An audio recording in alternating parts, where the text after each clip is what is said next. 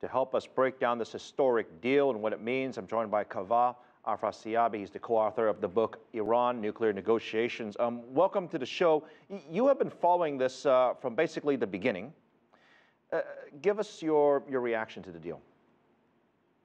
Well, my reaction is basically very positive, and I think that the masses of Iranian people celebrating this in Iran as we speak are doing so rightly, because this is basically a balanced and equitable deal that addresses the needs and concerns of both sides. And as your reporter said, Iran's interest is primarily to see the lifting of unjust sanctions and the restoration of Iran's legitimate spot in the international community, which this historic landmark deal potentially vests that hope. And hopefully, with the faithful implementation of it by both sides, the Iranians will see the realization of their expectation.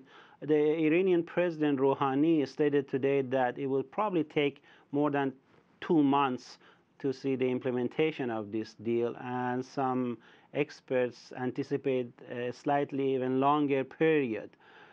So, we need to see the stages of the implementation of this deal, beginning with the adoption of the UN Security Resolution within the next week or so, finalizing this deal, and then it will acquire the status of basically an international agreement. And in turn, this, in my opinion, will render redundant the likely opposition by some members of the U.S. Congress. Well, will strengthen the hand of the U.S. president. I want to talk about some of that resistance, because it's not just U.S. Congress. I mean, there are some folks internationally that are opposed to this particular deal. Is that an issue for Congress to get passed? I mean, do you need their support? Well, let's imagine a hypothetical situation when the UN Security Council has put its seal of approval on this deal in the short run, and the US Congress is still debating whether or not to approve it. And if they refuse to do so, first of all, they lack the 2/3 majority to override the presidential veto, and President Obama today promised to veto any such opposition. And the other thing is that, what will the U.S. Congress do with an international agreement that has the solid backing of the international community, save a few exceptions, and it's in the U.S.'s own interest. I like to add, however, that there are a couple of annoying paragraphs or footnotes in this agreement that, for example, says that the lifting of these sanctions applies only to the non-U.S. nationals or entities. And in my opinion, that's a big mistake, because the U.S. is about to repeat the mistake that it did vis-a-vis Vietnam by self-sanctioning itself, and therefore lagging behind the race for the Iranian market that so many Asian and European companies are preparing themselves for. And so the U.S. should not make that terrible mistake. Of the countries involved in this agreement, besides Iran, who comes out the big winner? Well, I think this is, as the Iranian foreign minister said, a win-win solution.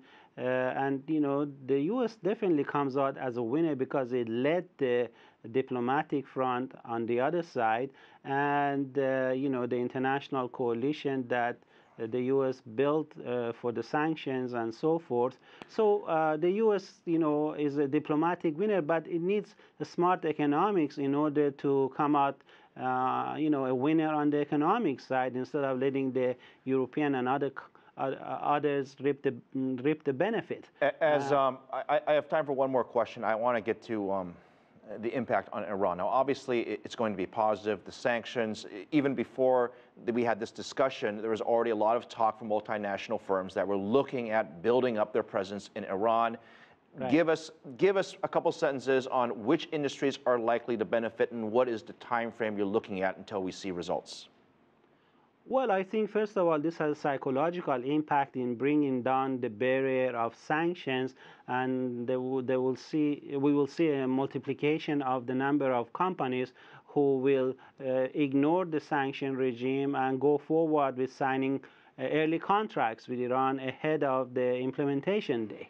The sanction regime was already in crisis before this and will be even more so after the finalization of this deal by the UN Security Council.